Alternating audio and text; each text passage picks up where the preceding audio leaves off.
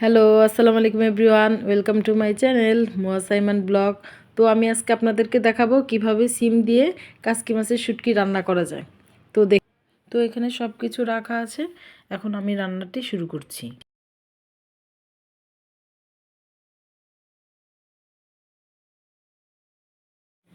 এই তো তেলটা আমার গরম হয়ে আসলে এখন রসুন কুচি পেঁয়াজ কুচিগুলো দিয়ে দিব, যতক্ষণ পর্যন্ত না ভাজা ভাজা হয়ে আসে বাদামি কালার। তো হয়ে আসছে, এখন আমি এর মধ্যে কিছু মরিচের গুঁড়ো কিছু হলুদের গুঁড়ো পরিমাণ মতো ঢেলে দিচ্ছি। একটু পানি দিয়ে কিছুক্ষণ কষিয়ে নিব। ভালোভাবে কষিয়ে আসলে তো এখন আগে থেকে ধুয়ে রেখেছিলাম কাসকি মাছের শুটকি, ওগুলো এখন দিয়ে দিচ্ছি।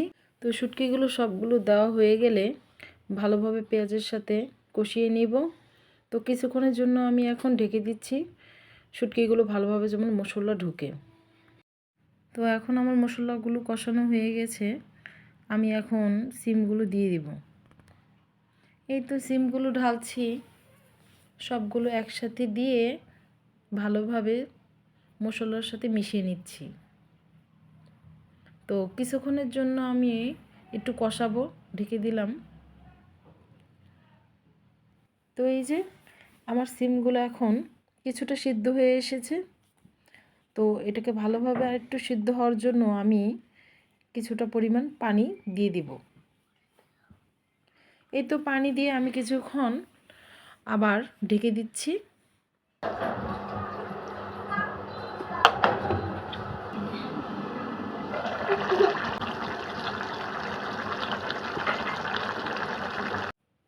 তো আমার রান্নাটা প্রায় শেষ হয়ে এসেছে।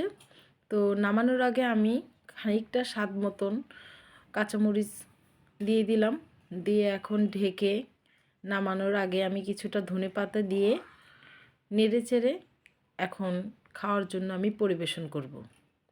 তো ভালো লাগলে আপনারা বাসায় তৈরি করতে পারেন, খুব মজাদার সিম দিয়ে কাসকি মাছের শুটকি।